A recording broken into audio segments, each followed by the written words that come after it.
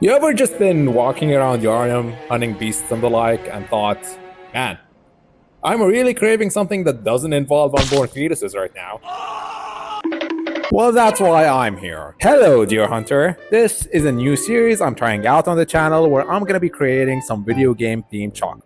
So let me know what chocolate bars you'd like to see in the future and subscribe to support the channel. It's only fair that I start with Bloodborne because Bloodborne's the reason I'm still making videos today. Now, to make this bloody abomination, I'm gonna be using 50% dark chocolate to give it that gothic look. I could go darker, but I want the thing to actually taste good. And just in case it isn't dark enough, I also have one bar of 70% dark chocolate just for backup. But for step one, we're actually gonna need some white chocolate. We're gonna be melting it and using it to draw the hunter's sigil down on the bottom.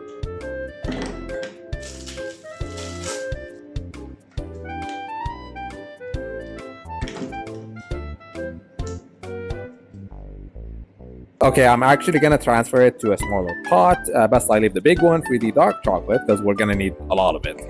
Okay, off to the stove I go. I see people use this boiling water trick to melt their chocolate so they don't burn it or something, but that method takes forever. I just do it the old-fashioned way and use the stove directly. As long as you keep stirring the chocolate, it should be fine. See? Okay, now we want this to be blood red. So I'm gonna be mashing up some canned cherries and mixing them in. You can use regular cherries if you want, but I chose canned because they have this jam-like substance to them. And for this recipe, the bloodier the ingredients are, the better. Oh, and from now on, these are eyeballs. Got it?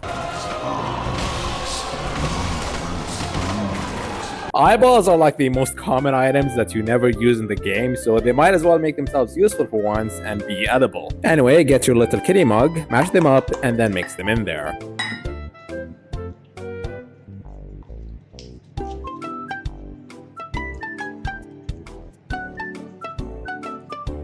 Damn, this white chocolate I got is really tough. I got some milk here to help soften it up. Okay, the milk is not helping, like, at all. Look at how tough this thing is.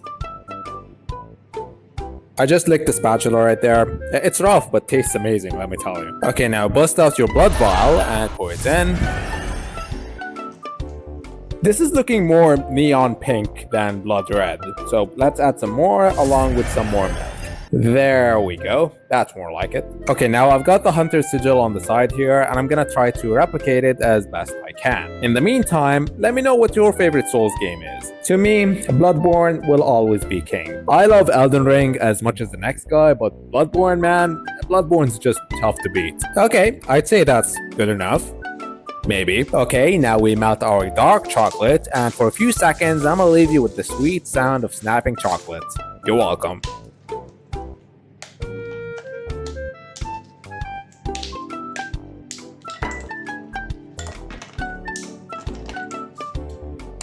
I'm not gonna temper this chocolate, by the way, because no one's got the time for that, and also I don't own a thermometer. Okay, nice and melted. Now we pour that in. Make sure to spread it equally. Make sure to cover the sides.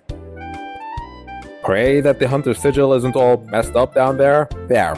Now we'll leave that to chill in the fridge for a bit while we prepare the bloody filling. Okay, now for the cream ritual blood filling thing, we're gonna need some vanilla extract, a pinch of salt that I forgot to add because I'm a living failure, some butter that says Ramadan on it, even though Ramadan ended like a month ago, some cream or heavy cream, some sugar, some more eyeballs, more of your blood vial, and that's my nephew crying in the background. His name is Murgo. Maybe I'll feature him in a video one day. Get your scale, and let me tell you, if you're just starting out in the kitchen and trying to follow some recipes you find online, best thing you could do is get yourself a scale. Don't bother trying to eyeball the measurements, or the only recipe you'll be making is one for disaster. Get a scale, and you'll be a confectionist in no time. In a large pot, measure out 60 grams of cream, 65 grams of sugar, and 28 grams of butter. Dump as many eyeballs and blood as you want in there, along with half a teaspoon of vanilla extract. Now mix all of that together on medium heat until it starts to bubble. And just like that, our ritual blood is complete. It should look something like this. You can see we still got some eyeballs peeking out, but that's fine. That's the idea after all. We want to bite down on some eyeballs and hear them gush in our mouths. Let the mixture cool down for a bit, and in the meantime, I'm gonna melt some more chocolate, including the 70% cocoa bar, because we almost didn't have enough. Alright, be right back. Okay, we're almost done here. I got my chocolate mold out of the fridge. All we gotta do now is assemble. First, we place some more eyeballs in the mold. These things are pretty sugary and sweet, and we already got some in the cream, so I'd recommend only placing one ball per square. If you don't want to end up in Yusufka's clinic, that is. At this point, I'm just trying to see how many Bloodborne references I can make in a single cooking video. Just like that. Now we pour in our blood, just enough so that it doesn't start pouring out.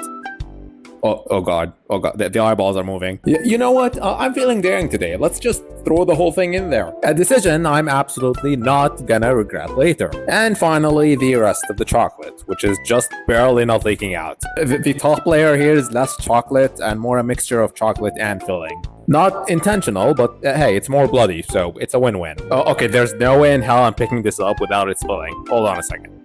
This should work. Oh, nope. Can't pick it up for even a second. Okay, how do I do this? And there we go. Okay, it's spilled a little, but it's fine. We can just clean that up. Okay, we're done. We just gotta leave it in the fridge for a bit, so see you in an hour. It's been an hour. I hope I have something presentable.